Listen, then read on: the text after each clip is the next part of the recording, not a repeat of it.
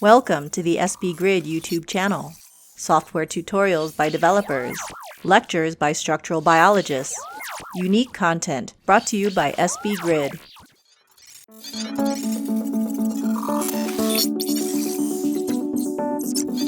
Welcome everybody to the second SBGrid webinar of this calendar year. Our next webinar is going to be March 10th, and that's going to be Zachary Baker talking about open force field. If you have questions, feel free to use the Q&A feature or to send them to the hosts in the chat. Today we have Alyssa Travitz, who's joining us from the Open Free Energy Project, and she's going to be here talking about open free energy. And I'm very curious to see how this goes because I'm interested in figuring out how to use this tool more effectively. And so with that, I will turn it over to Alyssa. Thank you for joining us. Hi, yeah, thanks for having me. My name's Alyssa Travitz, and I'm here representing Open Free Energy. So I'm going to have a few slides talking about our organization, code structure, how you might use it, a little bit of benchmarking, and then I do have a notebook that if we have time, I can pull up at the end to just sort of demo how you can use the CLI and some of our other helper functionality. So hopefully we'll have time for that, but we'll see how far we get in that demo. So I don't really know what people in the audience here's background is. So I have just a couple slides saying that, calculating free energies are really useful to understanding various biological processes. So predicting binding affinities, potency, selectivity, getting partition coefficients, predicting solubility. All of these things are really enabled by calculating free energies. I won't pitch too hard on you running these because if you're here, you're probably at least a bit interested.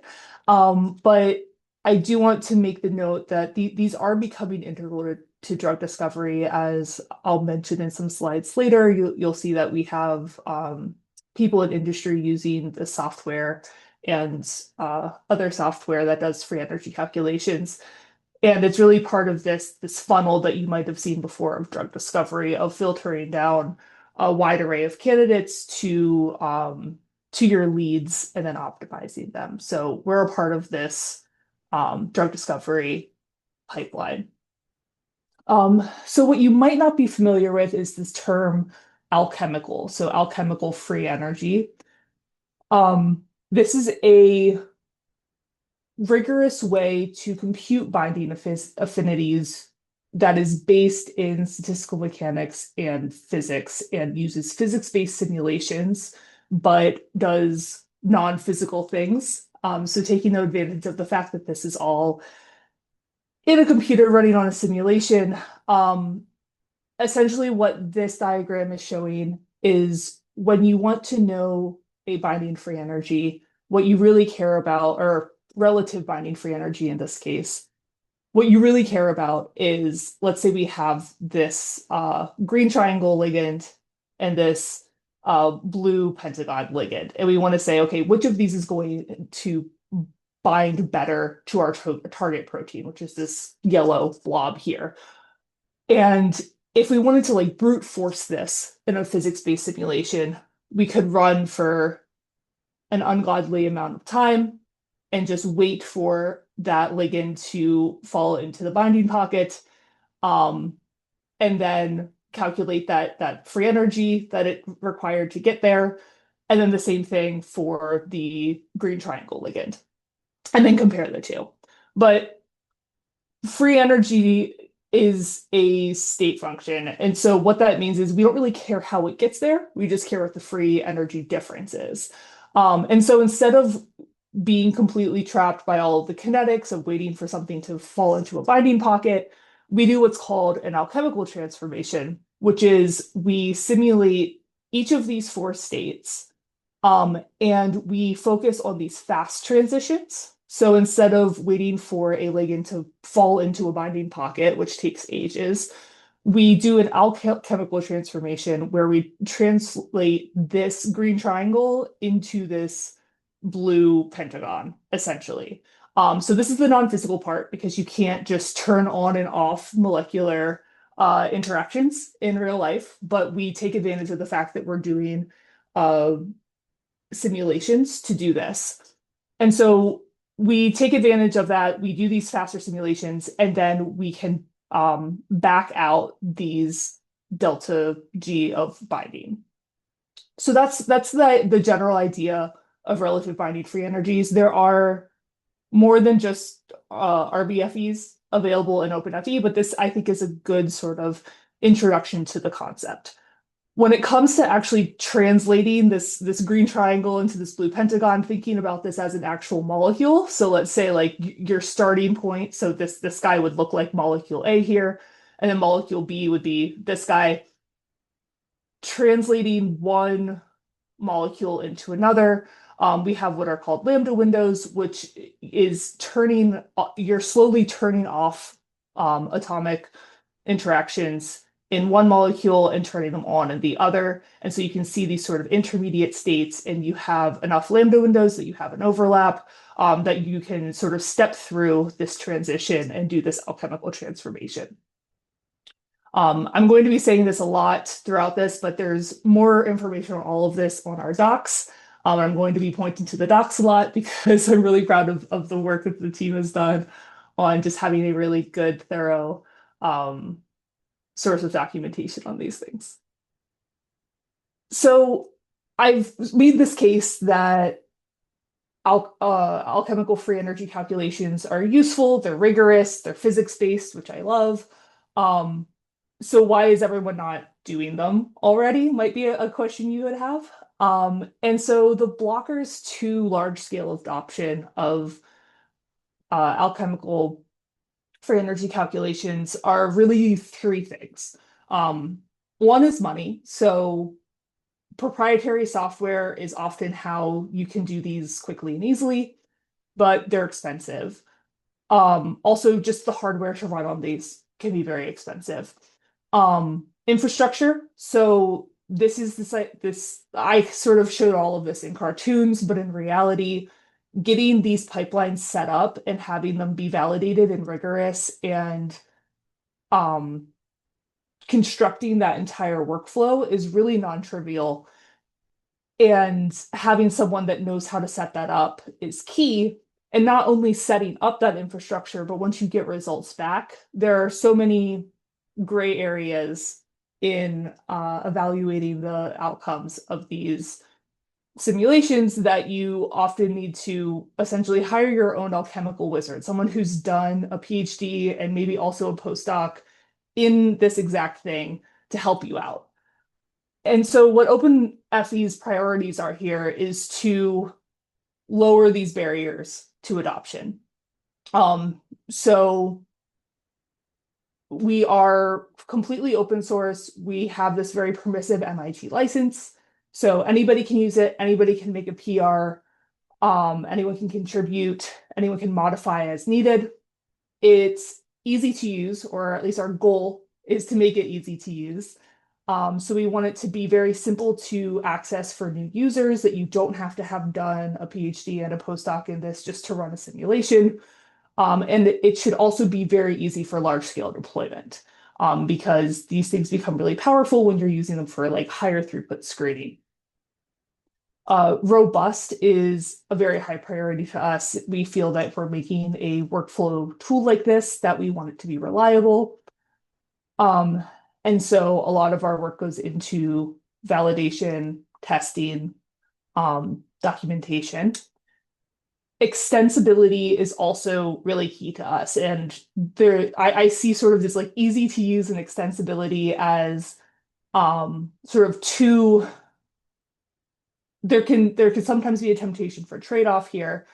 But what our gold standard here is really to have something that's easy to use right out of the box, but without being a black box, that someone should be able to use our CLI, get started, get some simulations running, and then when they want to dive deeper and they have start having their own opinions, they want to customize, that's just as easy to crack it open and not have it just be this black box.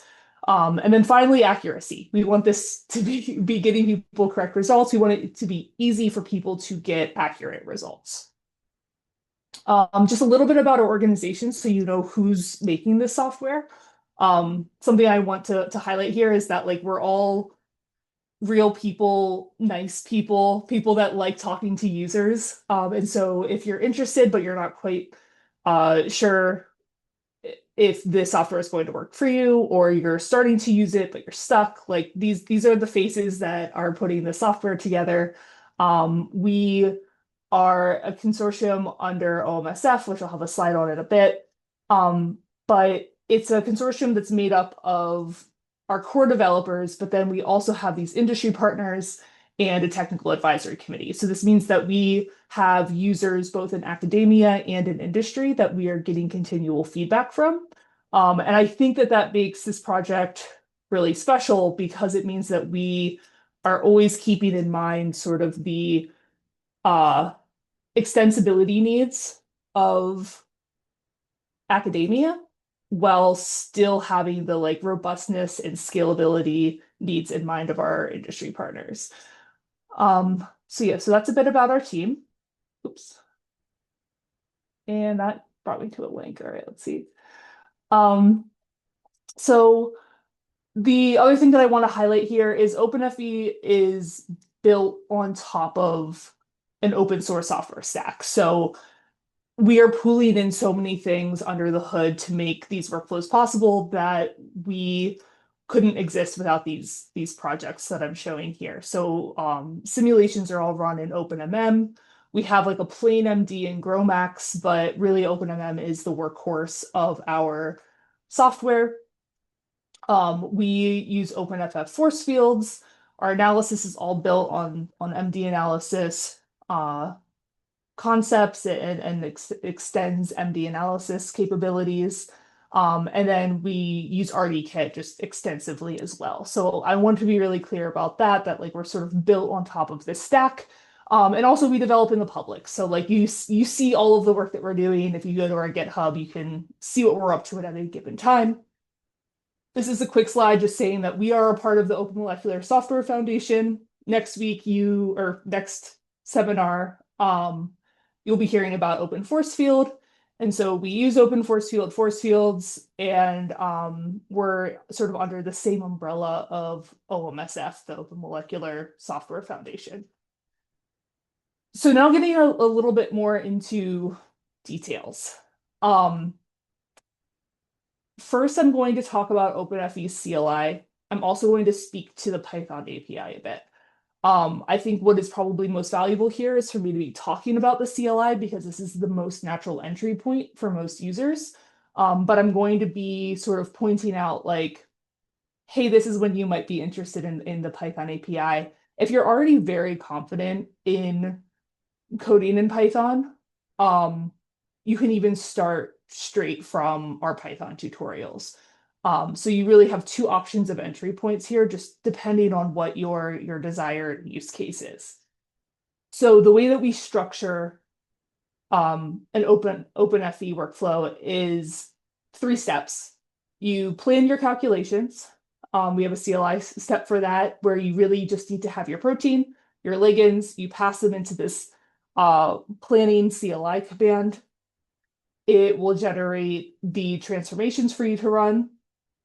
You then go to your HPC, whatever compute that you want to run on. You execute those calculations. So this here is the slow step. This is where the real OpenMM backend simulations are happening. You'll get your results directories out of that. And then you pull that all back and use OpenFE to gather your results into a report. And that's how you can go from having your proteins, your ligands, to free energy calculation results in these 3 CLI steps. So that's the like most simplistic way of using the tool. The extensibility part comes in where at each step along the way, we have a whole underlying ecosystem where you can pull from to customize the atom mappings you use. So that describes how you translate one molecule into another, what protocols you use. So I showed an RBFE, a relative binding free energy calculation earlier, but we have additional protocols that I have a slide on in a bit. And you can customize which force field you're using. So you have the array of open FF force fields available to you plus 4. And so you have sort of these toggles the whole way down. And some of that customization is available on the CLI that you had input with like a YAML to your CLI commands. But then you get the most extensibility and customization with the Python API. So I spoke about protocols a bit. This is where it gets a little bit more into the specifics of the science. We have our protocols documentation that sort of outlines how you can set up each of these protocols, both the separated topologies and the absolute binding free energy. These are not CLI available yet. You can gather them up on the CLI, but you can't plan them yet. So you need to use the Python API for those. They're just, brand new. But we have really thorough tutorials walking you through how to do that in Python. And so you can just see here, like there are trade-offs of each of these. Choosing which one is correct for your use case is an informed decision that you can make based on the docs, reading up on these protocols. Some key differences that are relevant here is like separated topologies has this benefit of what's called scaffold hopping. So for RBFE calculations, you typically, the way that I depicted it in the intro at least, you need to have this like maximum common substructure, which just means that you're only really changing one piece of your ligand as you're doing the transformation. Separated topologies allows you to really just translate from one molecule into another without having to worry about how easy that is, because it doesn't rely on that maximum common substructure. Absolute binding free energy, similarly, where this is not even a relative calculation at all anymore, but of course there are trade-offs to these benefits, such as like an ABFE is just a very slow calculation. So yeah, happy to talk about those more, but that's about all I have time to cover there. And I alluded to this a bit before, but OpenFE is the entry point, the CLI, all of that, this OpenFE package pulls in not only that whole ecosystem of open source software from outside Open Free Energy, but also Open Free Energy. We have these sub packages that the OpenFE package pulls in. And so what this means is that like all of the functionality of the software that we build is split out into these sub packages, which is intended for maximum like reusability, customization, extensibility, so that if you're a person who actually doesn't even want to run a free energy calculation, but you want to take advantage of the custom data models that we have that have really memory efficient storage data structures, Goofy is the backend that we use to do that, and you can use Goofy without ever running a free energy calculation. Connector is what we use to do all of our network construction. So you'll see a little bit of that in the demo later. LowMap is an atom mapper originally from David Mobley's lab. Cartograph is doing those actual mappings. FEFlow are community contributed protocols. So that is sort of more of like an extension onto OpenFE. Alchemiscale is great for doing distributed execution across heterogeneous compute. So this is using the Python API to do really efficient compute. They've used like folding at home, things like that.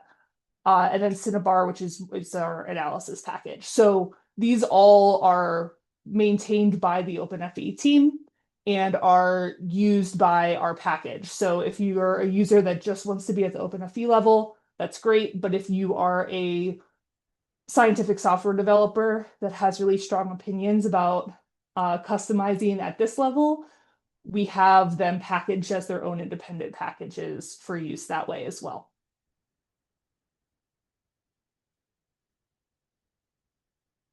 So I'm going to go a bit more into detail on what you would actually see at each step here.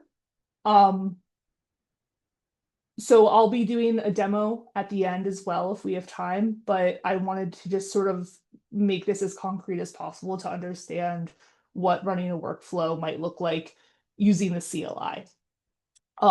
So you come in, you have OpenFE installed because you're on SBGrid, and what do you need to get together to start running a free energy calculation?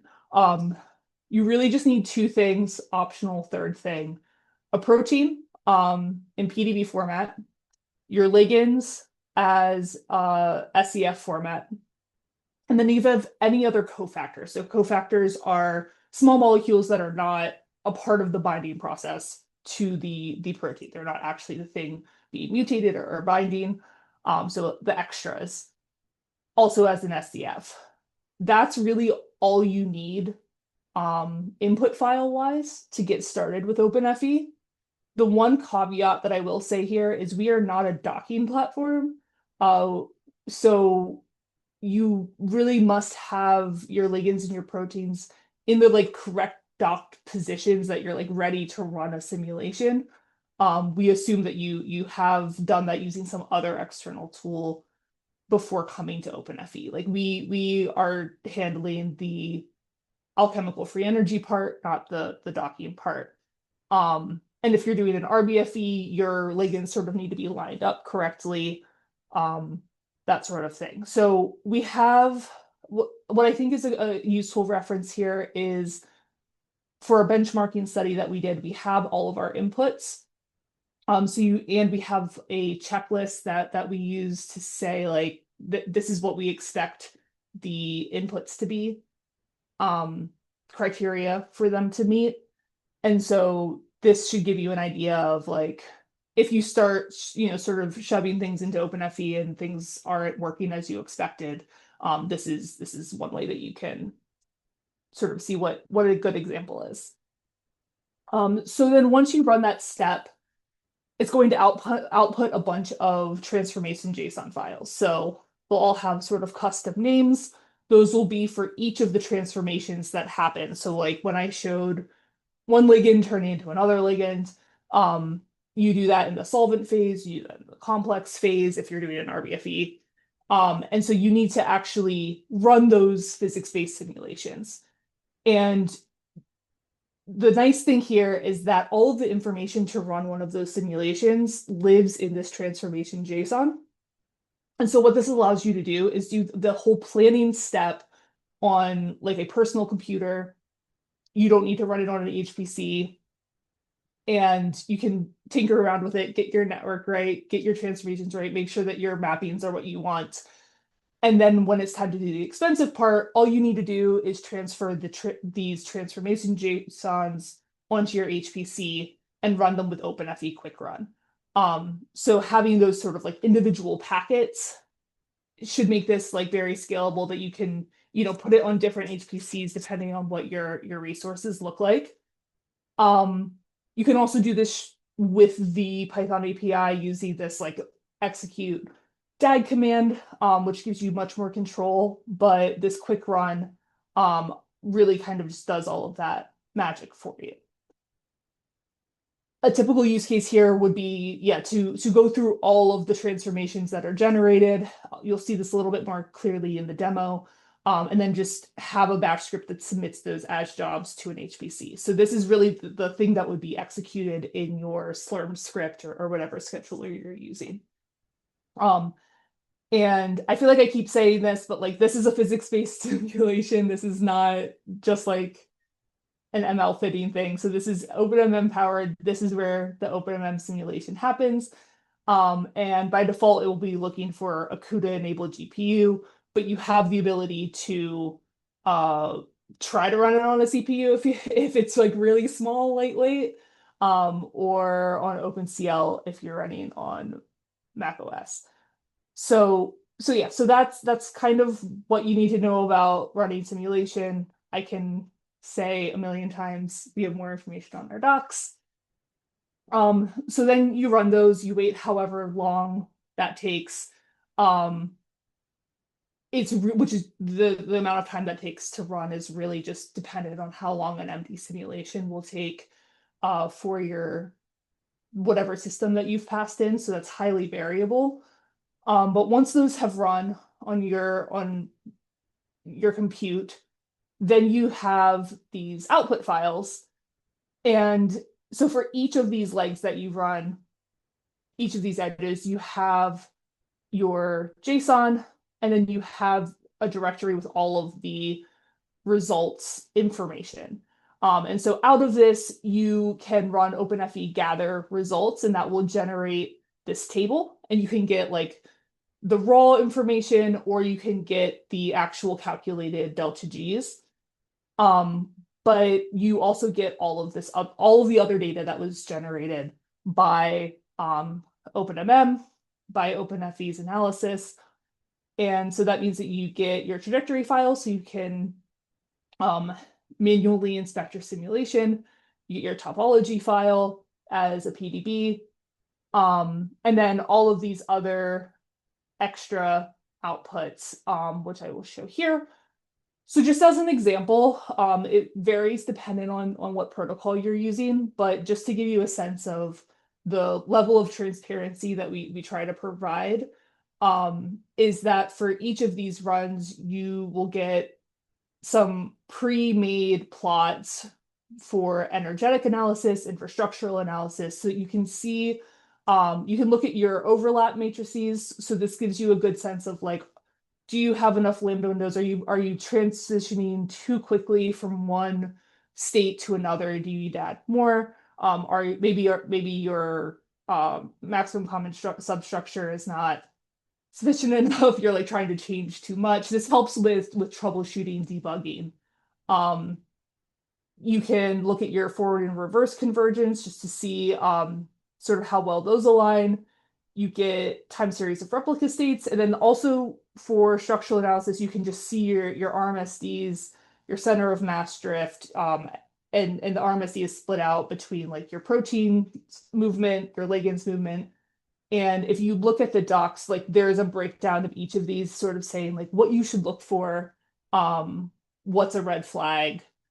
And so this really is, the intention here is to make it as easy as possible to do good, thorough science. So now I get to the part where I answer like, does it work? And so what we did was a large-scale collaborative benchmarking study.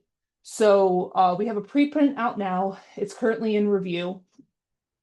And you can just go to openfree.energy/news, and it's one of our news entries. And it'll just point you to this ChemArchive preprint.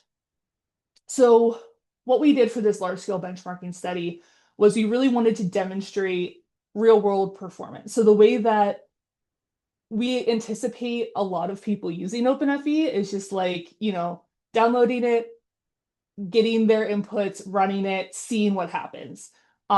We know that some people will go much further and customize a lot, validate a lot on their own, but we really wanted to evaluate as, our initial release came out, we wanted to say like, how well does this thing work out of the box? And so what we did was we had 15 of our industry partners, and we had a public data set and private data sets. So the public data set are the inputs taken from the paper that Schrodinger published, their latest FEP Plus study, because we wanted to benchmark against sort of the state of the art free energy software that's out there. So there were 876 ligands from 59 data sets in that public data set. And so the idea here being that other people can replicate this. But as people might know, when you have these public data sets, they aren't always representative of what actual production work looks like. And so to be a little bit more, make it a little harder on ourselves, I suppose, but we really wanted to evaluate accurately how well is OpenFE going to work in production environments. Our industry partners also ran on 864 ligands, so about the same number of ligands of their internal data sets. So these are, of course, like not reproducible because we don't even know what those data sets are, but it was a way of sort of making sure that we're evaluating both on public data and sort of more representative internal industry use cases. And something that I do want to highlight here is that these were all run by our partners. So we ran some, but like it was these data sets were divvied up between all of our industry partners. So this was also an exercise in, is everyone able to run this with all of their industry limitations, with all of their company-specific hardware? So this was also a very good usability stress test for us. So I won't go into all of the details here, but just thinking about sort of, okay, what are we actually comparing here? Because apples to apples is not really possible. I will highlight that we're measuring OpenFE sort of straight out of the box here. So we're not eking out every bit of accuracy and performance that we can get because we just wanted to evaluate, does this work out of the box and what kind of performance can people expect without having to do a bunch of tuning on their own. The reason for that being that like our tool is meant to be a way to make this accessible to people. And so we don't want to say like, oh, you only get this performance if you're an expert, because that kind of negates our goal here.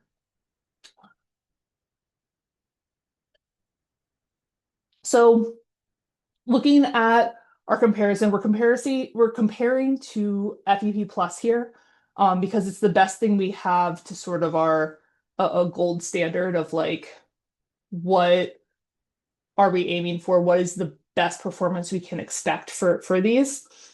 And you can see that we are not surpassing them. We are not surpassing FEP Plus, but we are at a point where we are getting close to this performance. So this is the cumulative probability of getting these so this absolute delta G error. It's really ideal to have it under 1 kcal per mole. Under 2 is fine. And so this is saying that OpenFE gets about 60% under that 1 kcal per mole, whereas FEP Plus gets 75%. And then under that 2 kcal per mole accuracy, OpenFE is at 90% and FEP Plus is at 93%. So there's a bigger gap for that really higher criteria of a less than 1 kcal per mole, but then we approach their accuracy for that slightly more lax 2 kcal per mole cutoff. The interesting thing here is that for deviation metrics, so here lower is better, we are significantly underperforming compared to FEP Plus. But when you look at ranking metrics, we become much, much closer, sometimes in the same realm. The thing that is interesting to us here is that ranking is what we often care about, our industry partners often care about, because for these relative calculations, you really care about like which is better. The absolute value is not always the end all be all. It's more of, okay, how well does it do it, just sort of like putting everything in the right order. So we wanted to compare both on these deviation metrics and on the ranking metrics.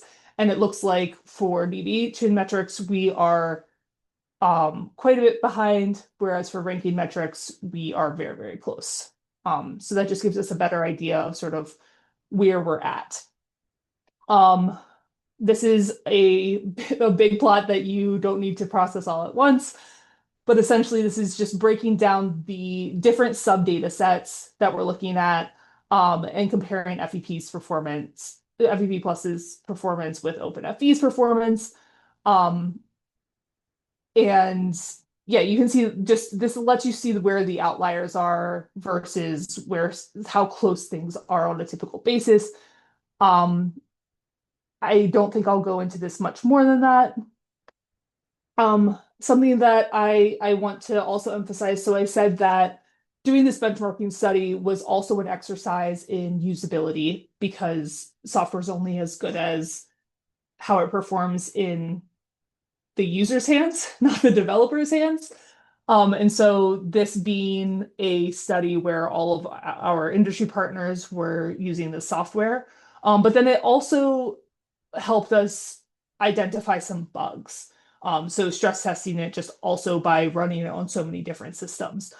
So we found this one nasty outlier, which helped us identify that our atom mapper was accidentally introducing a bond-breaking transformation. So when I talked about sort of how you have one piece of the molecule transforming into the other, it was introducing a bond break there, which can really wreck performance. And so we were able to patch that bug in our atom mapper and see much better performance. So this is also sort of thinking of benchmarking as a more iterative process, and of a way to find these types of bugs just through benchmarking and through stress testing. And then all I'll really say here about the private data sets is this is comparing OpenFE public data set to OpenFE private data set. And as you'd expect, the private data set, the metrics, like OpenFE is performing not as well as on the public data set. And a big reason for that is that private data sets, these are just more sort of recent science. They have more challenging transformations, things that were not as they're just not as typical cases. And so we are still quite proud of the ranking metrics that we have here, but this gives us a good sense of how the public data sets are maybe not representative of our actual performance when it gets to industry users' hands. And so this was a really valuable way of evaluating that difference. So just to recap sort of the key takeaways from this benchmarking study, we feel that our default performance is competitive, especially when it comes to ranking, with the state-of-the-art tooling, which at this point is FEP+.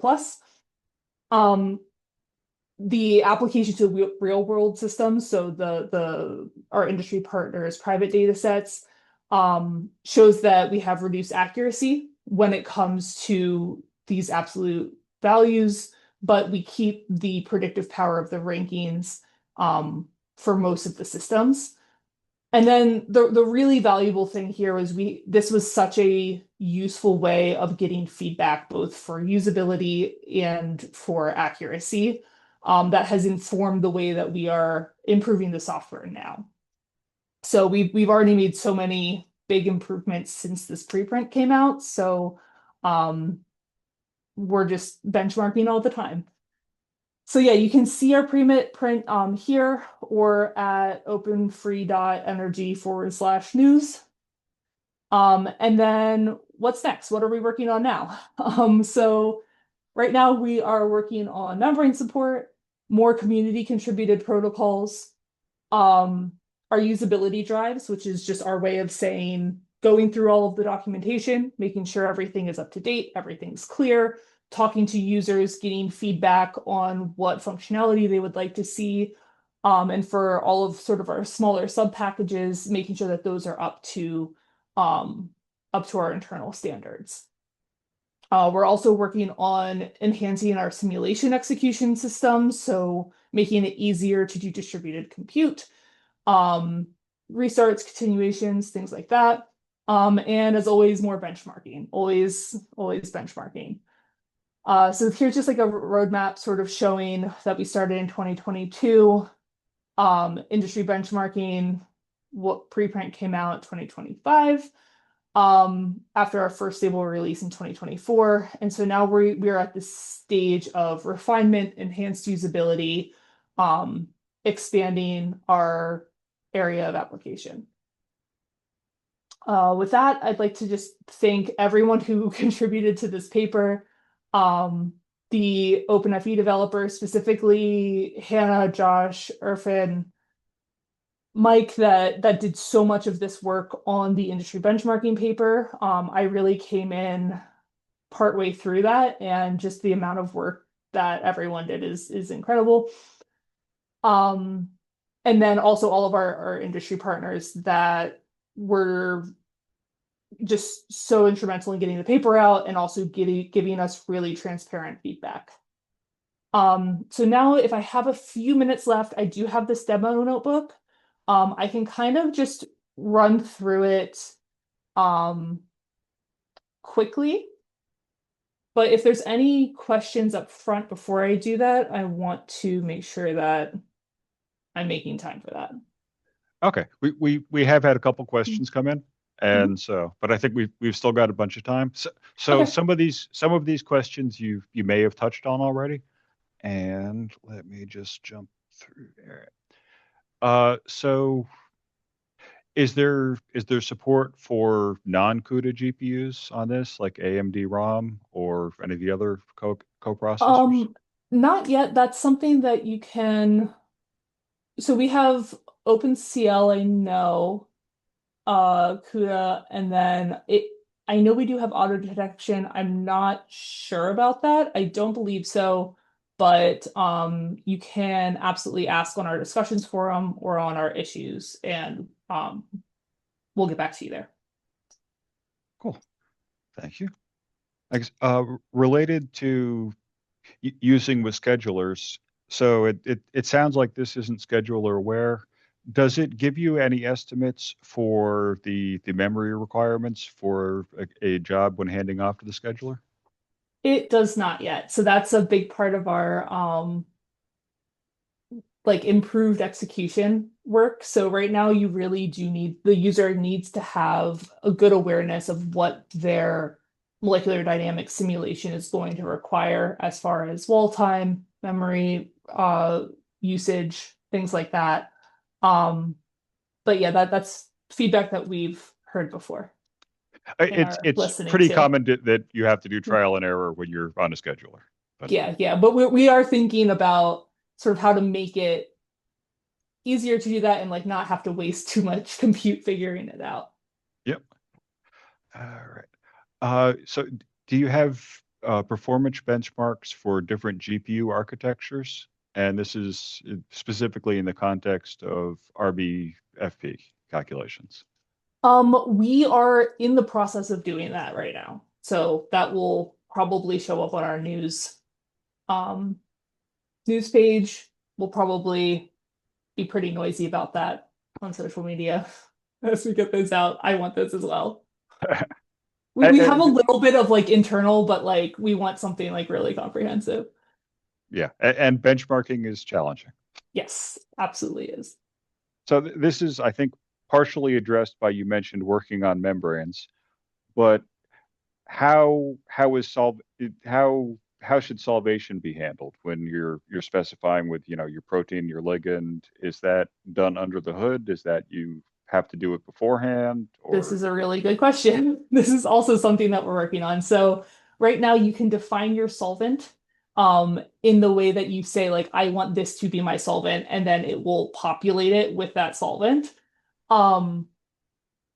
what we are working on now is allowing for more explicit solvation. So especially when it comes to membranes, we're trying to think about how do we make user-defined solvation accessible, but not like um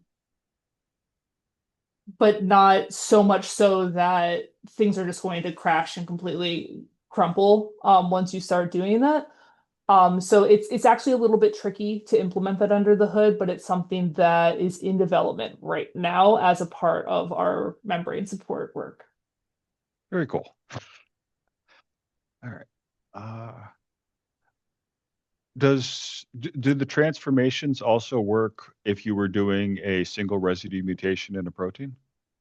Single residue mutation and a protein. What do you mean by single residue mutation?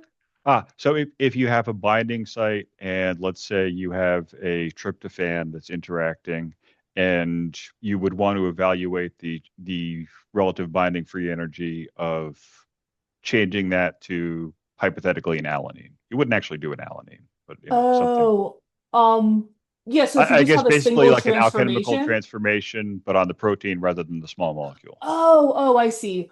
Um, yeah, so we don't have protein mutation support in OpenFE yet. That's something that's more in the scope of FE Flow, which is our user contributed protocol. So if you're interested in that and you want to talk about it, we have a protocol developers like every other week meeting where we talk about things like that are like, what can you do on top of OpenFE as developer contributed protocols? And protein mutations is part of that. Cool. There, if I'm reading the chat right, we had two people asking about that. Cool. Yeah. Please, yeah, get in touch. I'll have slides at the end that you can email us. You can open an issue on GitHub. If you go to our website, openfree.energy, you can find how to contact us. The main thing I want to communicate here is like, please contact us. Please let us know what you want to see in our software because we take that kind of user feedback like really seriously. Because we have, an infinite number of things that we would like to do, and knowing what user demand is helps us prioritize which things we push out first. Absolutely. And just for what it's worth, one of my takeaways is that this is under rapid development because Yeah. at least a third of my questions were answered as you talked. So Wonderful. Yes, I would say that we are definitely in rapid development stage. Yeah, having just new protocols coming out very recently. Um, a lot of work went into the benchmarking, and now it's like we're all just excited to get to progress the software further. yeah. I think one more question.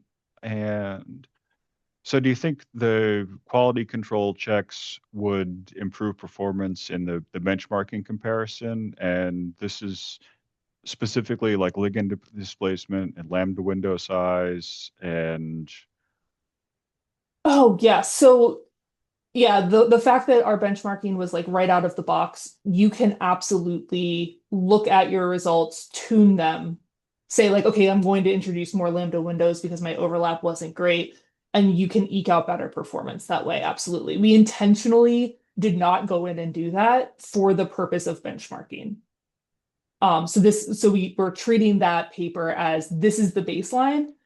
You can do better than this yeah. if you go in and adjust your parameters. If you treat it as a black box and just do nothing, then this is what you got. Awesome. Exactly. I get so slightly touching on that, which I think you hinted at with the analysis. Is there a way for someone to say like, "Hey, I did something wrong. Like I don't have enough lambda windows, or I did my simulation exploded." Like, is that something that the plots would show to a user who's exploring this area for the first time? Yeah, so we do have like a troubleshooting FAQ. We pass through error messages as clearly as possible when you look at those outputs. That is I think always something we're going to be trying to improve is that level of transparency and making it easy for users to debug. But a lot of the troubleshooting should be facilitated by the errors that we pass through, by the plots that we generate. Awesome. And I guess one more, maybe more theoretical question. So you were discussing the differences between like the absolute free energy and the relative free energy. Mm-hmm. My non-expert impression was that some of that was just theoretically you were limited by the math rather than any kind of implementation or protocol details. Could you get absolute calculations or could the community come up with absolute values that would be robustly accurate, or is that just you're trying to do the best you can? Hmm. And That also, is please tell me if that question doesn't make any sense, because yeah, as I've said, I am not the person that did their PhD in free energy calculations. fair enough. I am the Then resident infrastructure person on our team that does usability and workflows. So I'm the least best equipped to answer this of everyone. then we can call that a bad answer or bad question. And in the interest of time, since It's an we interesting question. I have no team members that would love to talk about AVFEs with you and give you a really good answer there. cool. Well, I'm just thinking in the interest of time, if you want to show your Jupyter notebook, that's going to be probably more useful. Great. Yeah. So yeah, 10 minutes should be about perfect. I can skip a lot of this introduction because I would be repeating myself a lot, but yeah, pretty much saying like, here's our we're gonna just do a tick two example. It's very well behaved. Having the SDF PDB inputs. This is an explainer I made for alchemical transformations for people who do not look at molecules all day. So this is like overly simplistic for this crowd. But essentially this idea of like, I showed that first like quad transformation. You get one of those for each of these transformations. Like each of these, you have to have your solvent and your complex in order to calculate the relative binding free energy for any one of these edges in your network. Um, and so, yeah, you can see that like our maximum common substructure here would be all these like gray dots, and then we're just translating the blue into the yellow and etc. And then once you have the network with where you have like these relative values for each edge, then you can calculate and sort of like rank all of them. So yeah, this once again just explaining the setup, run, gather ordering here. And then going into what that looks like on the CLI. See if my notebook will run. Yes. So this is a plan RBFE network command. This allows you to just do all of that setup right on the CLI by just passing in your SDF, your PDB, and then telling it what directory you want it to go to, where it puts those transformations. So it's just sort of telling you what it's applying here for defaults for some transparency, saying where it's saving it to, and then it makes a little graph ML object storing the network so you can see what that looks like. And then each of these are your transformations that each of these JSONs will be executed with quick run on your compute of choice. The thing that I want to just show off a little bit here is visualizing the network. So this is going to be kind of silly. Yeah, there we go. Because I'm in a Jupyter notebook showing a command line tool, which is a little absurd. But if you run OpenFE ViewLigan network, it will pull it up and show what network it generated with your inputs. And so you can click on each of these edges and it will show you what transformation you're seeing. So like here it's going from this blue dot to blue plus red. That I realize we're working on making this visualization a little bit more easy to read, but essentially you can click through it, you can see what those transformations look like. You can like adjust your edges in case you have a big network that you sort of need to move stuff around. But this allows you to have some transparency into what transformations are happening. Then when you do the run step, you're just doing this OpenFE quick run for each of these legs. We're going to do a little bit of like Food Network cooking show magic, and I'm just going to pull down what results would look like after they like ran on a compute for a very long time. And the way that those results look is you have your results directory, and then for each of your replicates, so like I ran each of these in triplicate, you would have your directory corresponding. So like this has the same name as your transformation JSON. And then you can see that you have sort of these, you have your checkpoint, you have your this real-time analysis, which gives you some metadata information output, which can be helpful for debugging. You have your simulation file, and this is actually an even more stripped down version because it's just sort of demo results, that it doesn't have all of the actual ready-made plots because it's a demo. But then the part that once you have these, this doesn't actually tell you a ranking at this point. This is just all of the simulations and their results. And so then at the end, for the analysis step, you run OpenFE gather, you pass in the results. So this will just scrape up all of the JSONs within whatever directory you point it to, or you can just pass in the specific files that you want to gather.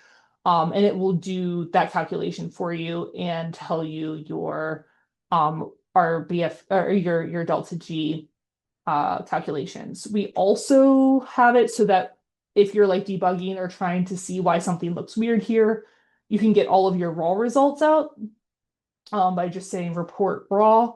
So this is just kind of a nice way of aggregating all of your data without any of the analysis being applied to it yet.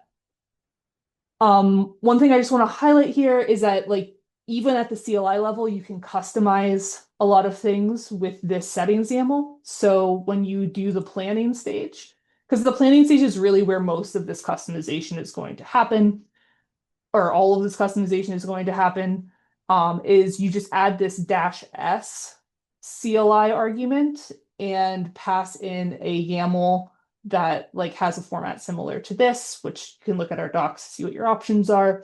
And it allows you to change where before we had sort of this minimal spanning tree network that was kind of like a line with some spokes off of it. If we want to do a radial network instead, all we have to do is pass in that we want to use the generate radial network functionality and which ligand we want to be the central ligand. And we can now prep an entire campaign now with a different network structure. So we can see that this is now a radial network. So doing customizations like that are really as easy as just switching some keywords in a YAML that you pass in. We only expose a few things to sort of be swapped in and out like that. If you want to go one step further, using the Python API is really where you get the full control. And so I don't think we have time to sort of go through all of these ligand network planning things, but something that is nice that if you are comfortable in Python is you can really look more into every little piece that's happening. So we have functionality that helps for visualizing what an atom mapping looks like. You can look at it in 3D in your Jupyter notebook, thanks to Py3DMol. And so these kinds of things can be really helpful for troubleshooting. If you're trying to set up something very specific, this just gives you a lot more transparency into the system. So then, yeah, here at the end, I just have like useful references for exploring different protocols, looking at our cookbooks, our user guide. Go to our GitHub, you can see our discussions page, I think. Yeah. You can go to our discussions page. You can email us at openfreeenergy@omsf.io. And yeah, that's that. I'll really just end there and say, if you're trying out our software, you're confused, you're stuck, something is a little bit clunky and you have to patch it, please reach out. We're really in a big push right now to make our software robust, usable, accessible. And so all feedback is useful feedback. We are getting quite a few applause feedbacks. So I will join in the crowd. Thank you for that excellent presentation. Thank you so much.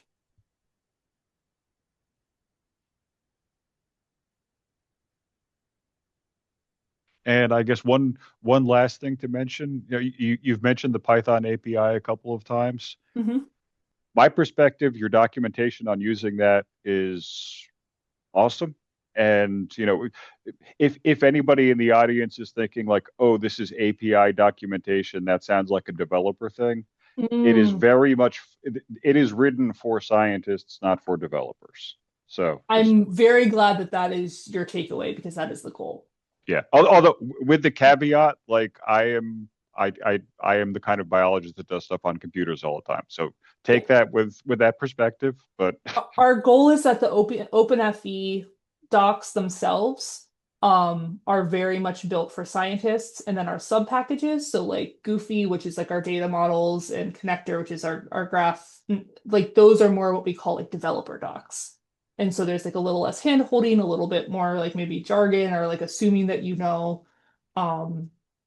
like yep. CS specific words. But when it comes to like the OpenFE Python package, we really want that to not be intimidating.